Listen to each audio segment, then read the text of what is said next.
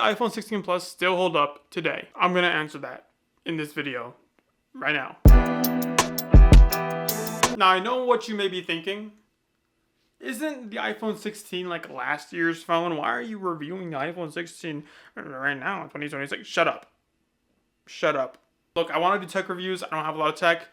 I'm going to review my iPhone, okay? I actually have like a lot to say about this, so let's just get right into it then. But I do want to set one ground rule before we get into it, which is don't think of this as like a comprehensive everything tech review. Think of this video more like your friend telling you about something that they like. They don't know anything more than you do, but it's more like they just have the thing that you want, that you're considering buying. This is that video. So don't worry, I'm not gonna be all like, oh, the screen is 100 nits brighter than last year. I'm like, I don't care about that stuff. I care about what matters, which is like the casual use, daily use. What could you do with the phone? And is it just a decent phone overall? We're gonna get into that right now. So does the iPhone 16 Plus still hold up in 2026? I'd say yeah, I'd say it does. And you know, that's not surprising. This phone is, you know, a couple years old at this point. 1 or 2 years old, I forget when it released. But look, it holds up. It's a recent device. For one, the screen is big. I really like the screen. Some people, they don't like big screens, which is fine. You know, to each their own. People want to be able to reach the whole screen with their thumb. I don't care about that at all. Like that is a non-issue. I will swap hands every day of the year. I do not care. You know, the screen could be bigger for all I care. I like the big screen. I like how it feels, and I like being able to see more on this screen. It's nice. On a side note, the phone I had before this was like an iPhone 11, so I traded from that size. I'm gonna put like the size comparison like right here and compare the size to like the. So if you can see the size comparisons, the iPhone 11 is a bit smaller than the iPhone 16 Plus. I upgraded to this phone because I needed a phone, and secondly, I really like the color of this phone. I'm pretty sure there has never been a single product in my life where I saw the color and I was purely like, yes, I want you. So when I saw the iPhone 16 Plus, I knew I wanted this phone. I wanted this phone the moment I saw the color, because it was just really cool. It's a really cool, vibrant color. I mean, it's kind of washed out in the video, but like in person, it's like a pretty good blue color, and I like it a lot. So if you like the color, I mean, you know, go for it. I mean, I don't know.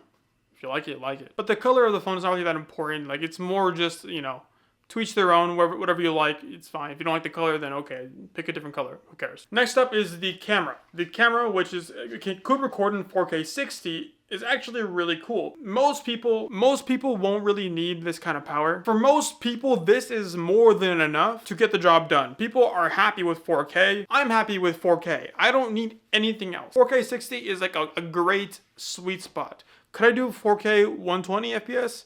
Maybe, but I don't think I would even notice the difference. I think 4K 60 is like a really good spot for a camera, and this thing handles it well. I went on a whole trip and I recorded using this phone 4K 60 footage, and it came out awesome. It comes out better than this camera, honestly. This camera does not have a wide angle. This phone has a wide angle lens, and it's much better than the camera. So like if you want to be like an influencer or a YouTuber or something like that, this phone is essentially all you need. And along those lines of like influencer or YouTuber, the microphone is amazing on this. You don't need anything else. I used cheap tiny mics to record on this phone. They didn't come out nearly as good as when I just used the plain iPhone microphone. That's how good the actual mic is on this camera. The last thing for influencer YouTubers is this thing can edit pretty well. Like, I'm honestly, like, I edited a whole video on this iPhone. You can check it out. It's called I Rented Bikes on Catalina Island. I'll put it right here. I edited and shot that whole video on this iPhone. No, got a notification.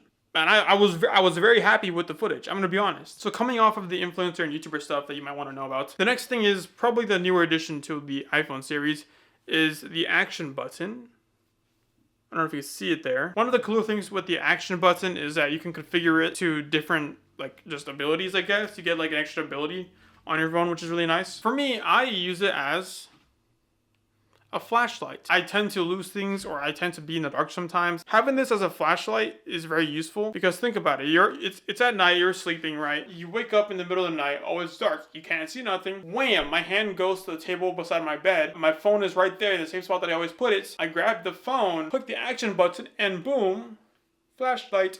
I can now walk around my house peacefully, and I don't have to really like turn on a whole switch or something like that. I can just turn on the flashlight on my phone, and it gets the job done, and I can just turn it back off when I need to. The button itself is a little bit small for my taste. I'd prefer it to be a bit bigger. Maybe just like a third like volume button essentially. Just put that there and I'll be happy with it. Speaking of new additions, there's the camera button. I haven't really used this that much. I'm aware that you can click it and it'll just turn on the camera like that.